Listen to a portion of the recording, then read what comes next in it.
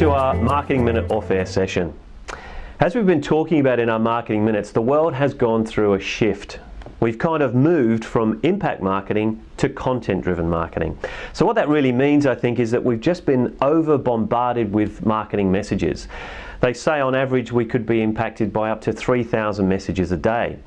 So when you're driving around, whatever you're looking at, whatever you're listening to, you're constantly getting impacted with marketing messages, which as a business makes it very, very difficult for us to cut through that clutter and then be able to be heard, let alone get people to interact with our brand. So shifting from being impact related to more content driven marketing is really the way of the future. It's kind of like moving from transaction to interaction.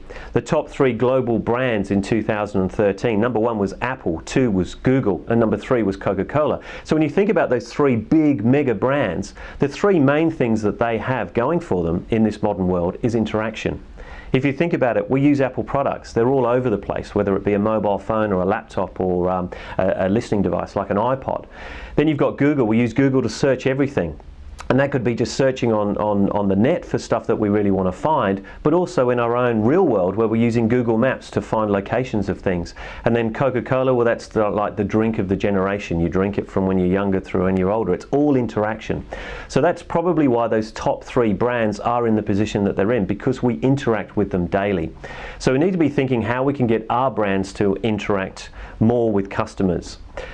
First way we need to do it is by having a mobile policy. It's so important in the modern day and age that you've got a mobile policy. So what that means is, how mobile is your brand? Most people now will have a mobile device. As I said before, with Apple, it could be a smartphone or any one of the multiple different devices that are out there. But the world is shifting into a mobile-driven world. Mobiles outsold laptops last year. The latest trend for next year is basically the wearable. So it's like a watch or a connection device and attachments to your mobile phone. So we're gradually moving into this mobile world more and more. We're going to be living in the mobile world. So how mobile is your brand? First and foremost, we talk about having a responsive website. Have a look at a mobile device, go to Google on your mobile device there and see what your actual website comes up like. Something like 90% of brands don't have a decent responsive website, a website that looks good on a mobile device. So start thinking about mobile, start thinking about your customers. Do you have their mobile numbers, for example? A lot of people have a great database with email addresses and contact-driven stuff, but do they actually have the mobile numbers? So make sure you start building your database up with mobile numbers of your customers, because marketing is going to shift as well into mobile marketing down the track as well. So start thinking about mobile as part of your marketing message, because it's going to be so important for the future. We need to start thinking about not chasing our clients and let the clients find us, because it's getting back to that impact marketing. We've got to stop advertising and impacting the clients and start putting good, rich content out there and educating our customers so they come to us. If, for example, to give an idea for this, if you searched on Google, say for example you're looking for a chair to go with your dining suite. So you look on Google for a chair, you're searching for a chair. Most of the time you will get a list coming up of a variety of different locations for you to purchase that chair.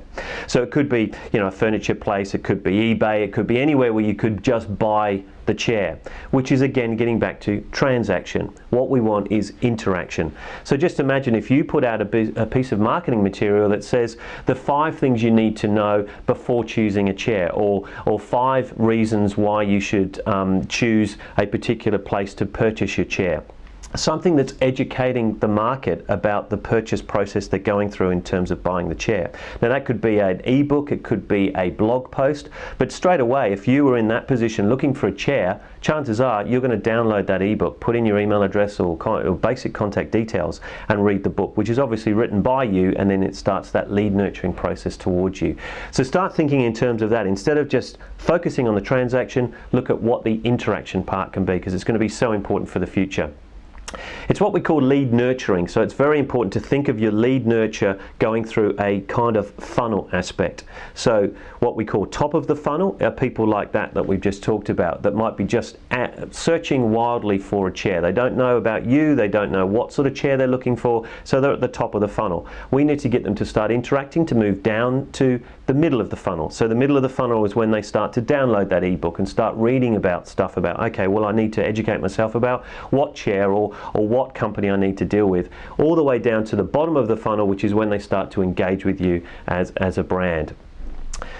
Landing pages help you do this as well. So a lot of times when people are looking at their online transactions, they're directing people straight to a website. So if you do a Google ad campaign, or for example that ebook, it needs to go to a specific landing page. So a landing page versus a web page is a page that's just focused on content and focused on lead nurturing. So it talks about whatever the thing is. So for example, if it's about the chair, you're linking across there, there's the download from the ebook, but then it talks about more about that chair. It doesn't talk about all the other products that you might sell, you know, tables and other different products. They could go to your website and find that stuff, but remember, they're focused on looking for the chair. So talk to them about the chair and take them through that lead nurturing process so that they can end up coming to you for that chair, and then maybe buying other products while they're there. It all leads on to the brand experience. So brand experience is just so important. You start with the online lead conversion and taking people forward, but then you need to deliver the brand experience. Now the experience is right the way across. You need to delight the customers. So it's not just about getting the customers engaged and downloading the ebook, but it's also then about really looking after them and making them empowered to do business with you. So think in terms of how you can really increase that brand experience with you. Be generous with your content.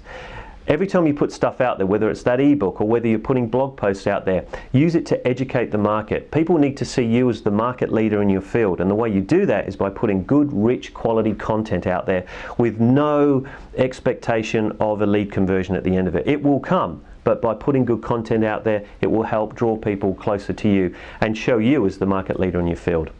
Basically, the answer is to stop selling and start serving. Your customers are out there, so start talking to them, start serving them, start putting rich content out there, and the leads will follow.